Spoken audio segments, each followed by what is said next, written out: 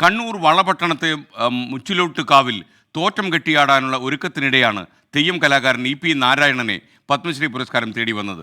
പുരസ്കാര നേട്ടം നാടിനും തെയ്യം കലാകാരന്മാർക്കും ലഭിച്ച വലിയ അംഗീകാരമെന്നാണ് അദ്ദേഹം 24 പറഞ്ഞത്. 6 പതിറ്റാണ്ടുകളായി തെയ്യം കലാരംഗത്ത് സജീവമാണ് കണ്ണൂർ തളിപ്പറമ്പ് സ്വദേശിയായ ഇ.പി. നാരായണൻ. റിപ്പോർട്ടിലേക്ക്. രാജ്യം പത്മ പുരസ്കാരം നൽകി ആദരിച്ച ശ്രീ ഇ.പി. നാരായണൻ നമ്മളോടൊപ്പം ചേരുകയാണ്. അദ്ദേഹത്തിൻ്റെ ഈ രംഗത്തെ വലിയ സംഭാവനകളൊക്കെ പരിഗണിച്ചാണ് വലിയൊരു അംഗീകാരമാണ് അങ്ങേ തേടിയെത്തിയിരിക്കുന്നത്. എന്താണ് അങ്ങയുടെ ഒരു പ്രതികരണം?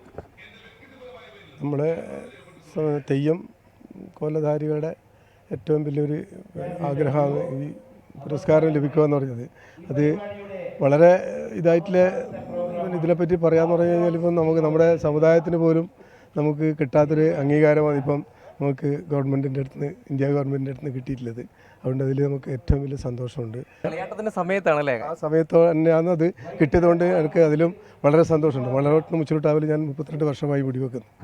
അതുകൊണ്ട് ആ കാവും തന്നെ എൻ്റെ ഈ ഒരു അംഗീകാരം എന്നെ തേടി എത്തുമെന്ന് പറഞ്ഞത് വലിയൊരു യാദൃശ്ചികത ഉണ്ടെന്ന് തോന്നുന്നല്ലേ? അതായത് ഇങ്ങനെ ഇവിടെ മുറ്റത്ത് തന്നെ നിൽക്കുന്ന സമയത്ത് കളിയാട്ടം നടക്കുന്നു, ആ സമയത്ത് തന്നെ കിട്ടുന്നത് അതൊരു ഏറ്റവും വലിയ എൻ്റെ വലിയൊരു സന്തോഷം തന്നെയാണ്. അത് പറഞ്ഞറിയിക്കാൻ കഴിയാത്തൊരു സന്തോഷമാണ്.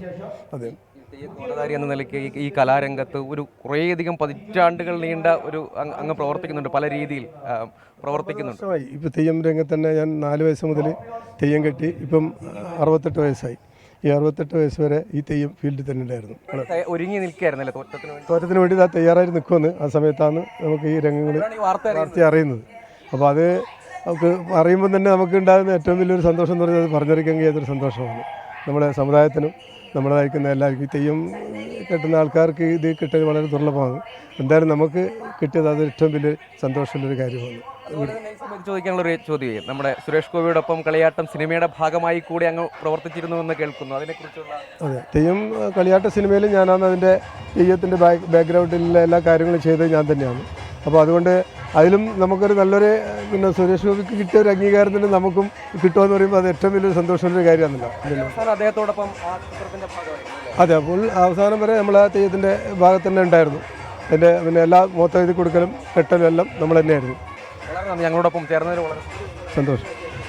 അദ്ദേഹം നമ്മളോടൊപ്പം പ്രതികരിച്ചത് വളരെ സന്തോഷം അദ്ദേഹത്തിനുണ്ട്. ഒപ്പം തെയ്യ കലാകാരൻ എന്ന നിലയിൽ ദീർഘകാലമായി അദ്ദേഹം ഈ രംഗത്ത് പ്രവർത്തിക്കുന്നുണ്ട്.